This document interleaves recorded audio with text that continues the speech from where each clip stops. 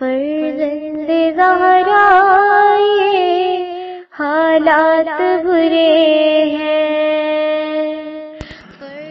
کاشانۂ بصیرت ایک ایسا مکمل یوٹیوب چینل جس پر محروم بصارت کے لیے بالخصوص اور تمام افراد کے لیے بالعموم سینکڑوں کی تعداد میں اسلامی کتب دستیاب ہیں۔ لہذا گزارش ہے کہ آپ اپنی ذمہ داری نبھاتے ہوئے کاشانۂ بصیرت کو سبسکرائب کرنے کے ساتھ ساتھ بیل آئیکن کو پریس کیجیے تاکہ آپ علم کے حصول کے ساتھ ساتھ مذہب اہل بیت کی اشاعت میں بھی اہم کردار ادا کرتے رہیں۔ کاشانۂ بصیرت، کاشانۂ بصیرت، کاشانۂ بصیرت۔ فرزند زہرا یہ حالات برے ہیں۔ بسم اللہ الرحمن الرحیم۔ السلام علیکم سامعین، کاشانۂ بصیرت کا یوٹیوب چینل میں سیمی زبار ہم مل کر کتاب پڑھ رہے ہیں، شرح نہج البلاغہ، کلام امیر المومنین علی علیہ السلام، مؤلف ہیں آیت اللہ ناصر مکارم شیرازی اور ترجمہ زیر نگرانی مولانا سید شہنشاہ حسین نقوی، اور یہ ہے والیوم 5 جس کی ہم ریڈنگ کر رہے ہیں، اور اس والیوم 5 کو پڑھتے ہوئے یہ ریڈنگ کا پارٹ نمبر 5 ہے۔ چلیے پیج نمبر 65 سے ریڈنگ کا آغاز کرتے ہیں، اور ہم اب پہنچ گئے ہیں الحمدللہ خطبہ نمبر 113 پر۔ آئیے سب سے پہلے اس خطبے کے حوالے سے جو سند خطبہ ہے وہ پڑھ لیتے ہیں۔ اس خطبے کے کچھ حصے کو زمخشری نے کتاب ربیع الابرار کی ابتدا میں ذکر کیا ہے۔ آمری جو کہ سید رضی کے قریب الاثر تھے، انہوں نے کتاب غرر الحکم میں پراگندہ طور پر تھوڑے سے فرق کے ساتھ ذکر کیا ہے، اور اس فرق سے یہ عیاں ہوتا ہے کہ انہوں نے یہ خطبہ سید رضی کی نہج البلاغہ کے علاوہ کسی اور ماخذ سے لیا ہے، اور حوالہ یہاں پہ دیا گیا ہے مصادر نہج البلاغہ جلد نمبر 2 صفحہ نمبر 247۔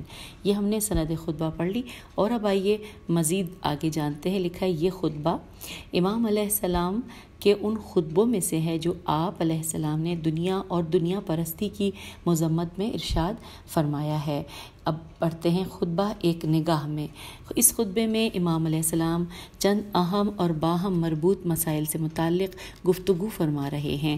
پہلا اہم مسئلہ لوگوں کو دنیا پرستی سے روکتے ہیں، دنیا کے عیوب اور مشکلات کو بیان کرتے ہیں، اور اسے ایسے گھر سے تشبیہ دیتے ہیں کہ جو عنقریب مسمار ہو جائے گا، یہ کہ اس سے دل نہیں لگانا چاہیے۔ دوسرا اہم مسئلہ اپنی اس بات کی تکمیل کے لیے وصیت فرماتے ہیں کہ موت کو فراموش نہ کریں اور زاہدوں کی سی دنیا گزاریں جو دنیا پر عاشق نہیں ہوئے۔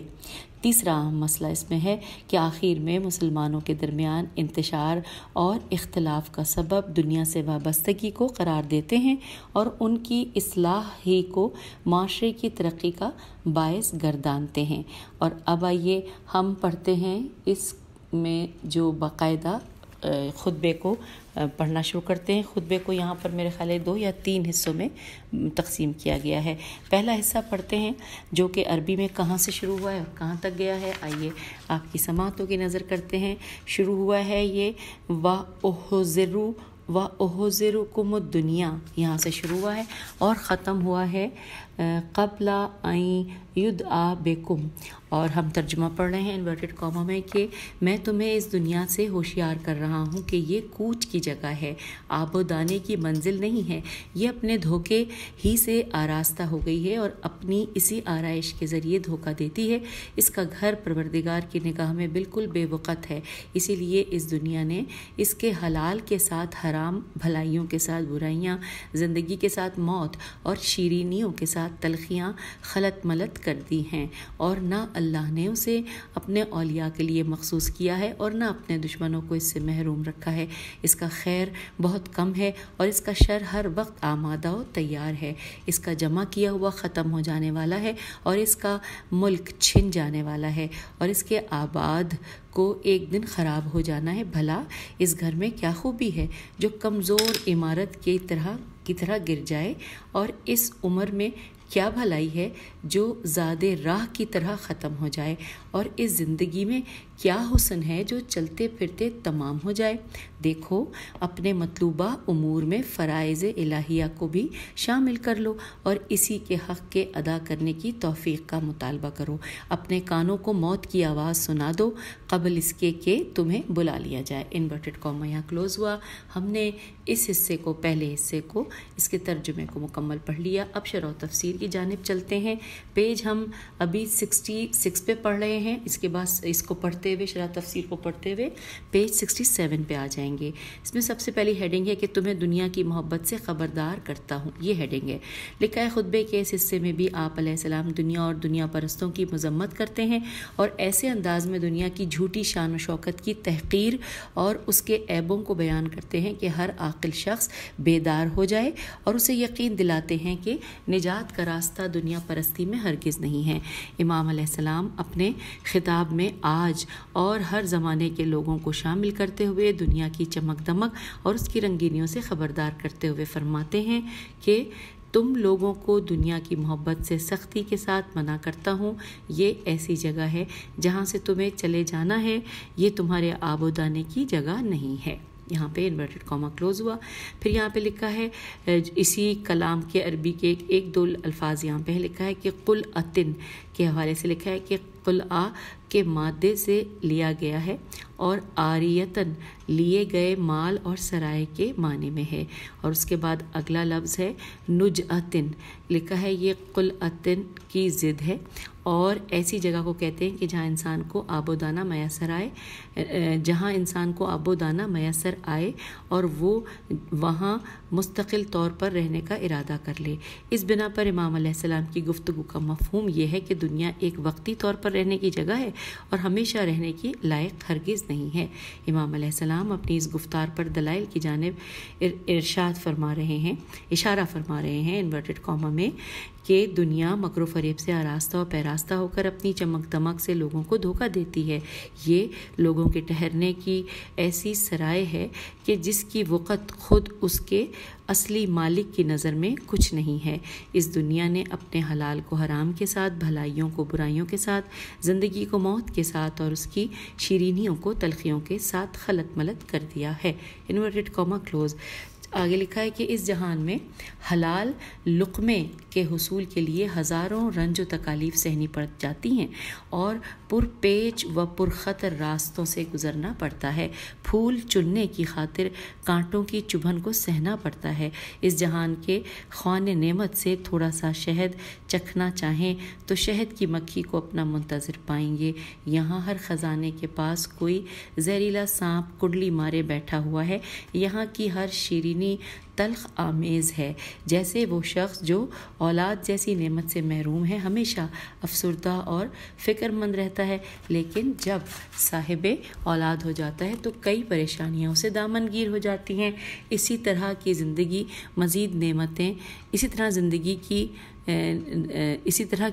مزید نعمتیں کہ جن کا فقدان اور محرومی افسردگی کا باعث ہوتی ہے، اور جبکہ ان کا وجود مشکلات اور پریشانیوں کو دعوت دیتا ہے۔ امام علیہ السلام اپنی اس بات کی تاکید کرتے ہوئے فرماتے ہیں انورٹڈ کاما اسی وجہ سے خداوند متعال نے دنیا کو اپنے اولیاء سے مخصوص نہیں کیا اور نہ اپنے دشمنوں کو اس سے محروم رکھا ہے۔ Inverted comma close. جی ہاں، اگر دنیا کی مال و دولت کی کوئی قدر و قیمت ہوتی تو خداوند عالم اسے اپنے دوستوں کے لیے مخصوص کرتا اور دشمنوں کو اس سے محروم رکھتا، لیکن چونکہ اس کی کوئی وقت نہیں ہے اسی وجہ سے ہر کسی کو دے دیتا ہے۔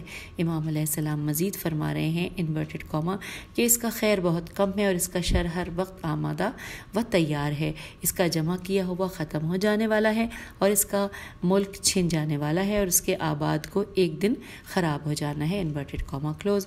عجیب بات یہ ہے کہ دنیا میں رونما ہونے والی दिगरगुनी नेमतों का ख़ात्मा, हुकूमतों की बर्बादी, आबादियों की वीरानी हमेशा बतदरीज नहीं हुआ करती, बल्कि कभी एक घंटे में और यहाँ तक कि एक ही लम्हे में सब कुछ तहोबाला हो जाता है। तारीख़ ऐसे वहशतनाक और इबरत अंगेज़ वाक़यात से भरी पड़ी है। ऐसे में अक्लमंद इंसान किस तरह इस दुनिया से दिल लगा सकता है और किस तरह उसकी नेमतों पर भरोसा कर सकता है? वो किस तरह दुनिया के मिलने पर खुश और उसके पीठ दिखाने पर मलूल हो सकता है? सिलसिला कलाम को जारी रखते हुए इसी मतलब को सवाल की सूरत में अपने सामीन के सामने पेश करते हैं ताकि वो अपने दिलों को टटोलें और इमाम अलैहिस्सलाम का कलाम उनके दिलों पर गहरे असरात छोड़े। चुनाचे मौला फरमाते हैं, इन्वर्टेड कॉमा, हम पढ़ते हुए पेज 68 पे पढ़ रहे थे और अब 69 पे आ गए हैं। मौला फरमाते हैं, इन्वर्टेड कॉमा के भला इस घर में क्या खूबी है जो कमज़ोर इमारत की तरह गिर जाए, और इस उम्र में क्या भलाई है उस उम्र में कि जो ज़ादे राह की तरह ख़त्म हो जाए, और इस ज़िंदगी में क्या हुस्न है जो चलते फिरते तमाम हो जाए। इन्वर्टेड कॉमा क्लोज हो गया। फिर लिखा है कि इमाम अलैहिस्सलाम ने इन तीनों मिसालों को बड़ी फसाहत और बलागत से बयान फरमाया है। पहली मिसाल, दुनिया को एक बोसीदा और बेफ़ायदा घर से तशबीह देते हैं जिसकी दीवारों में दरारें हैं और छत गिरने वाली है। दूसरी मिसाल, इसी तरह इंसान की उम्र को ऐसे सफ़र से तशबीह देते हैं जिस पर चंद लोग बैठे हुए हैं और थोड़ी ही देर में जो कुछ ख्वान में है चट करके सफ़र को खाली कर देते हैं। तीसरी मिसाल, दुनिया में इंसान की ज़िंदगी की मुद्दत को एक मुख्तसर सफ़र से तशबीह देते हैं जिसमें मुसाफिर कुछ दूर चलता है तो फिर सफ़र ख़त्म हो जाता है। इमाम अलैहिस्सलाम खुतबे के इस हिस्से के आखिरी जुमले में सबको मुखातिब करार देकर तीन अहम दस्तूर देते हुए फरमाते हैं, इन्वर्टेड कॉमा, अपने मतलूबा उमूर में फ़राइज़ इलाहिया को भी शामिल कर लो और उसी के हक़ के अदा करने की तौफ़ीक़ का मुतालबा करो। अपने कानों को मौत की आवाज़ सुना दो कबल इसके कि तुम्हें बुला लिया जाए। Inverted comma close. फिर लिखा है, अब यहाँ पे वो तफसील बताइए। पहला दस्तूर, इसमें फ़राइज़ इलाहिया को कम अज़ कम अपने ज़ाती मक़ासिद जितनी वक़्त तो दें और उसकी अंजामदही में कोशां रहें। वाजिबात इलाहिया को अपनी दुनियावी ख्वाहिशात पर मुक़द्दम जाने। ये एहतमाल भी है कि इससे मकसूद ये हो कि वाजिबात इलाही की अंजामदही की तौफ़ीक़ को खुदा के हुजूर अपनी ख्वाहिशात में से करार दें। लेकिन यहाँ पर पहला मानी मुनासिब तर है, इसलिए कि इस एहतमाल की जानिब दूसरे दस्तूर में इशारा हुआ है। दूसरा दस्तूर आ गया है। दूसरे दस्तूर में लिखा है कि परवरदिगार से उसके हुकूक की अदायगी के सिलसिले में मदद के तलबगार हैं। तीसरा दस्तूर के बारे में लिखा है कि मौत के इस्तकबाल की तैयारी करो, लोगों के हुकूक की अदायगी, गुनाहों से तौबा, फ़राइज़ में कोताही के अजाले के ज़रिए मौत का सामना करने की तैयारी कर लें, क्योंकि मौत इत्तला दिए बग़ैर इंसान पर झपटेगी और उस जहान की जानिब ले जाएगी जहाँ के लिए कोई आमादगी नहीं की होगी। और अब यहाँ पर हम पहला हिस्सा मुकम्मल कर चुके, अब दूसरे हिस्से में हम आ गए हैं इस खुतबे के, और इसको पढ़ते हुए हम पेज नंबर 70 पे आ गए हैं। दूसरा हिस्सा, इस दूसरे हिस्से में अरबी के अल्फाज कहाँ से शुरू के कहाँ ख़त्म हुए, वो ये है कि इन्न ज़ाहिदीना फिद दुनिया, यहाँ से स्टार्ट हुआ है और ये ख़त्म हो रहा है वला तबा ज़लूना वला तवादूना, यहाँ पर ये ख़त्म हुआ है।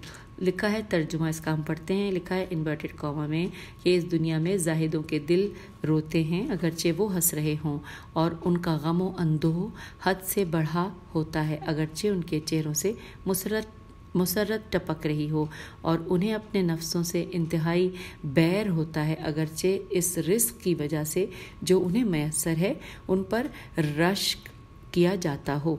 तुम्हारे दिलों से मौत की याद जाती रही है और झूठी उम्मीदें तुम्हारे अंदर मौजूद हैं। अब तुम्हारे ऊपर दुनिया का तसल्लुत आखिरत से ज़्यादा है और वो उक़बा से ज़्यादा तुम्हें अपनी तरफ खींचती हैं। तुम दीन खुदा के एतबार से आपस में भाई भाई हो, लेकिन बातिन की बदनीयती और बदगुमानियों ने तुम में तफ़रक़ा डाल दिया है।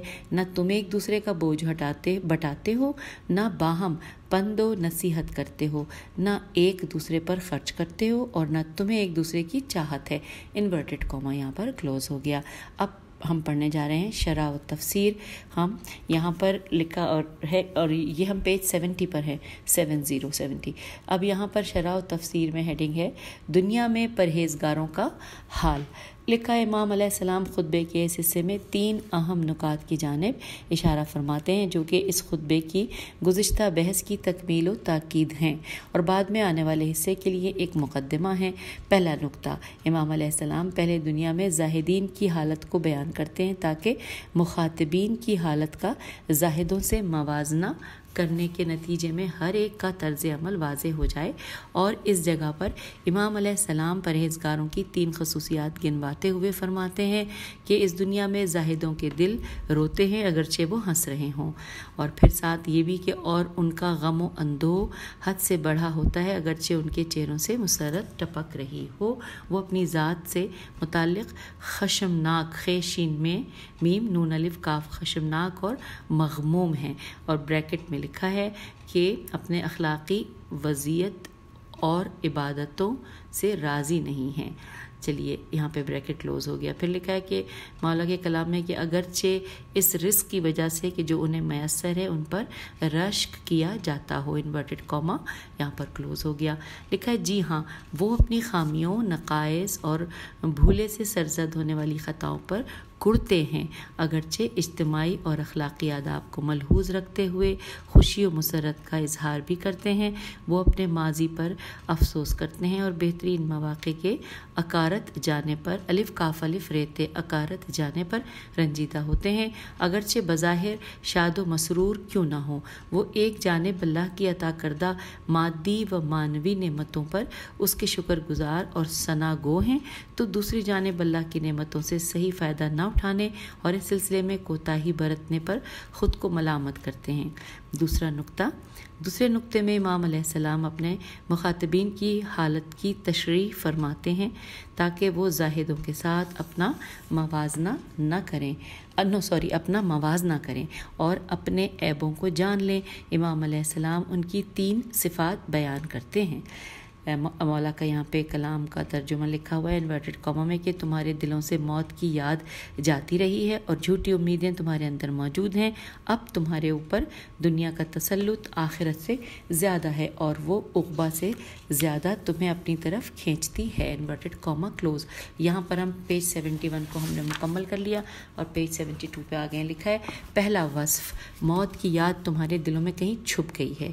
دوسرا وصف, امیدیں اور جھوٹی تمنائیں تمہارے سامنے آ گئی ہیں جس کی وجہ سے تم پر دنیا کی گرفت آخرت کی گرفت سے کہیں زیادہ ہو گئی ہے. تیسرا وصف, تمہاری دنیا کی جلد گزر جانے والی زندگی نے ہمیشہ قائم رہنے والی آخرت کی زندگی سے تمہیں باہر نکال کر اپنی جانب کھینچ لیا ہے. اب لکھا ہے کہ جی ہاں وہ لوگ جو اپنی عمر اور زندگی کے جلد ختم ہو جانے کو بھول چکے ہیں اور اپنے دل کو جھوٹی تمناؤں کے سراب میں محصور کر دیا ہے, ان کی عقل و فکر پر دنیا غلبہ پا لیتی ہے اور ان کے دلوں سے آخرت کی یاد کو بھلا دیتی ہے, اور ایسے لوگ ہر قسم کے گناہ اور فساد کا ارتکاب کرنے کو تیار رہتے ہیں اور شیطان اور خواہشات نفسانی کا بہترین لقمہ بن جاتے ہیں. اب لکھا ہے کہ خطبے کے اس آخری حصے میں بحث کا خلاصہ کرتے ہوئے مولا فرماتے ہیں انورٹڈ کاما کہ تم دین کے اعتبار سے آپس میں بھائی ہو, لیکن باطن کی بدنیتی اور بدگمانیوں نے تم میں تفرقہ ڈال دیا ہے. نہ تم ایک دوسرے کا بوجھ بٹاتے ہو, نہ باہم پند و نصیحت کرتے ہو, نہ ایک دوسرے پر خرچ کرتے ہو, اور نہ تمہیں ایک دوسرے کی چاہت ہے. انورٹڈ کاما یہاں پر کلوز ہو گیا.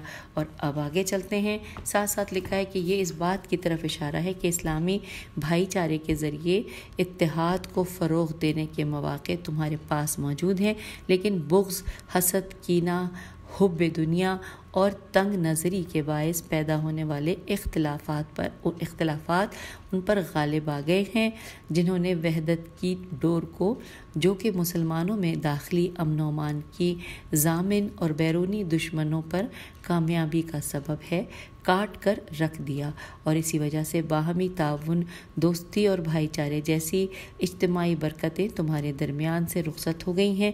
یہ تعبیرات واضح طور پر اس بات کی نشاندہی کر رہی ہیں کہ حب دنیا کینہ، بغض، بدنیتی اور برے اخلاق نہ صرف آخرت کو برباد کرتے ہیں بلکہ یہ چیزیں انسانی معاشرے کو بدامنی، کشمکش اور فسادات کا گہوارہ بنا دیتی ہیں، جس میں ہمدردی، باہمی الفت، باہمی تعاون اور خلوص کا دور تک نام و نشان نہیں ہوتا۔ تو سامعین، یہاں پر دوسرا حصہ ہم نے مکمل پڑھ لیا اس خطبے کا، اور اب ہم پیج نمبر 73 پہ آ گئے ہیں اور یہاں پر تیسرا حصہ پڑھنے جا رہے ہیں۔ تیسرا حصہ عربی کہاں سے شروع کے کہاں ختم ہے، آپ کی سماعتوں کی نظر۔ سٹارٹ یہ ہو رہا ہے ما بعلکم تفرحون سے سٹارٹ ہو کر ختم ہو رہا ہے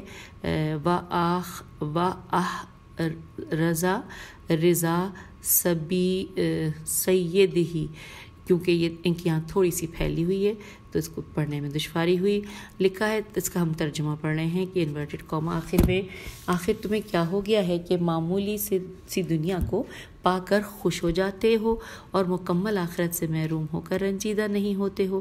تھوڑی سی دنیا ہاتھ سے نکل جائے تو پریشان ہو جاتے ہو اور اس کا اثر تمہارے چہروں سے ظاہر ہو جاتا ہے اور اس کی علیحدگی پر صبر نہیں کر پاتے ہو، جیسے وہی تمہاری منزل ہے اور جیسے اس کا سرمایہ واقعی باقی رہنے والا ہے۔ تمہاری حالت یہ ہے کہ کوئی شخص بھی دوسرے کے عیب کے اظہار سے باز نہیں آتا ہے، مگر صرف اس خوف سے کہ وہ بھی اسی طرح پیش آئے گا۔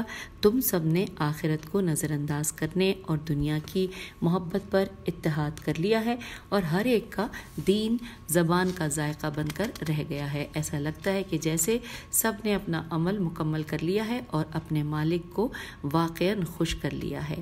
اب یہاں پر انورٹڈ کاما ترجمہ مکمل ہو گیا۔ شرح و تفسیر پڑھنے جا رہے ہیں۔ ہیڈنگ لکھی ہے دنیا پرستوں کی پھر سرزنش، یہ ہیڈنگ ہے۔ ساتھ ساتھ لکھا ہے کہ امام علیہ السلام خطبے کے اس آخری حصے میں ایک بار پھر دنیا پرستوں کو مخاطب قرار دیتے ہوئے سرزنش اور ملاقاتوں کے ذریعے استدلال کے ساتھ انہیں خواب غفلت سے بیدار کرنے کی صحیح کرتے ہوئے فرما رہے ہیں انورٹڈ کاما کہ تمہیں کیا ہو گیا ہے کہ دنیا کی معمولی چیزیں ملنے پر تم اتنے خوشحال اور بدمست ہو جاتے ہو، لیکن آخرت کی ہمیشہ رہنے والی نعمتوں میں سے بہت زیادہ مقدار سے محروم ہونے پر تمہیں کوئی افسوس نہیں، اور دنیا کی چیزوں میں سے تھوڑا تلف ہو جائے تو تمہیں اتنا افسوس ہوتا ہے کہ اس کے آثار تمہارے چہرے سے جل ظاہر ہوتے ہیں، اور کسی چیز کے ہاتھ سے نکل جانے پر بےتابی کا اظہار کرنے لگتے ہو، گویا کہ تم اس دنیا میں ہمیشہ رہنے کے لیے آئے ہو اور گویا دنیا کی چیزیں تمہارے لیے باقی رہیں گی۔ انورٹڈ کاما یہاں پر کلوز ہو گیا۔ اب یہاں ہم پیج 74 پر ہیں۔ جی لکھا ہے جی ہاں، پھر آگے تمہارے لیے باقی رہیں گی۔ جی یہاں پہ اب آگے لکھا ہے کہ جی ہاں، دنیا پرست لوگوں کی حالت یہی ہوتی ہے کہ معنوی امور ان کے ہاتھ سے چھوٹ جانے پر انہیں کسی قسم کی پریشانی لاحق نہیں ہوتی، لیکن مادی متاع کا تھوڑا سا زیاں انہیں پریشان کر دیتا ہے۔ مثال کے طور پر اگر روزانہ پڑھی جانے والی نمازوں میں سے صبح کی نماز قضا ہو جائے تو اسی کی کوئی پرواہ نہیں، یا اگر برسہ برس نماز شب سے محروم رہے تو اس کا کوئی غم نہیں، لیکن اگر کبھی چند روپوں کا نقصان ہو جائے تو آپے سے باہر ہو جاتے ہیں اور اپنا غصہ دوسروں پر نکالنے لگتے ہیں کہ ایسا کیوں ہوا۔ اس شرم اور عمل سے دو چیزیں سامنے آتی ہیں۔ پہلی کہ یا تو وہ لوگوں کا آخرت اور خداوند عالم کے وعدوں کی نسبت ایمان کمزور ہے اور ان کی سوچ یہ ہے کہ آخرت جب ہوگی تب دیکھی جائے گی اور اس کی خاطر دنیا کو کیوں پس پوش ڈالے، اور دوسری یہ کہ یا اگر آخرت پر یقین نہیں بھی رکھتے ہوں تو انہیں دنیاوی مال و لذتوں کے سوا کچھ دکھائی ہی نہیں دیتا ہے۔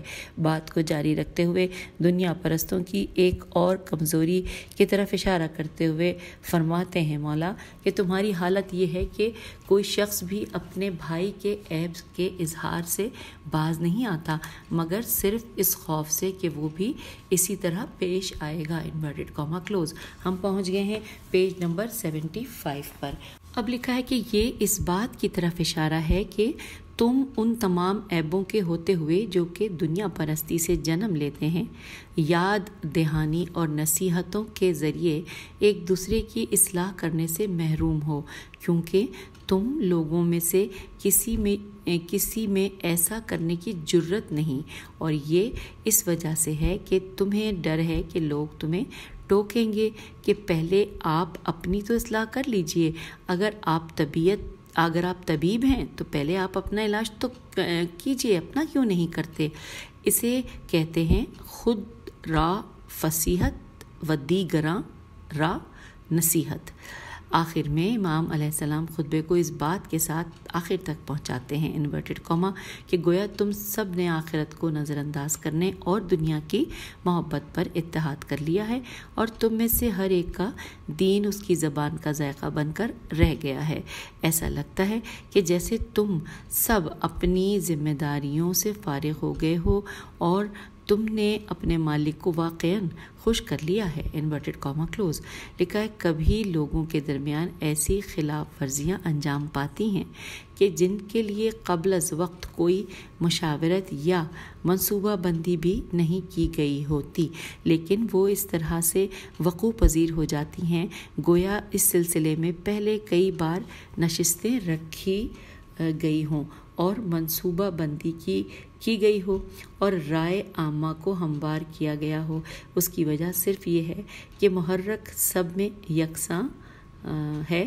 اس کی ایک روشن مثال لوگوں کا آخرت سے مربوط مسائل سے بے توجہی برتنا اور مادی دنیا میں دلچسپی لینا ہے۔ ممکن ہے کہ اس قسم کے دنیا پرست دیندار بھی ہوں، لیکن ان کا دین چند نعروں، کھوکھلے دعووں اور مختصر سی عبادت تک ہی محدود ہوتا ہے۔ پھر یہ لکھا ہے لاقطع لام عین قاف تا کی تعبیر اسی بات کی جانب اشارہ ہے، اور کبھی تو یہ لوگ اپنی ذات سے اس قدر مطمئن نظر آتے ہیں کہ گویا تمام حقوق اللہ اور حقوق العباد ادا کر کے اللہ کا قرب اور خوشنودی حاصل کر لی ہو، جبکہ اس قسم کا طرز عمل ایک وحشت ناک گمراہی ہے، جیسا کہ امام علیہ السلام نے خطبے کے آخر میں اس کی جانب اشارہ فرمایا ہے۔